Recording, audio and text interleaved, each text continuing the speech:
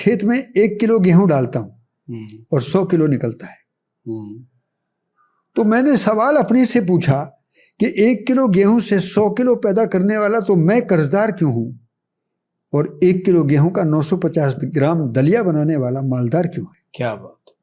इसका मतलब क्या था? इसका मतलब सीधा सा उत्तर निकल कर आया कि उनके पास कीमत तय करने का अधिकार है, मेरे पास कीमत तय करने का अधिकार नहीं है।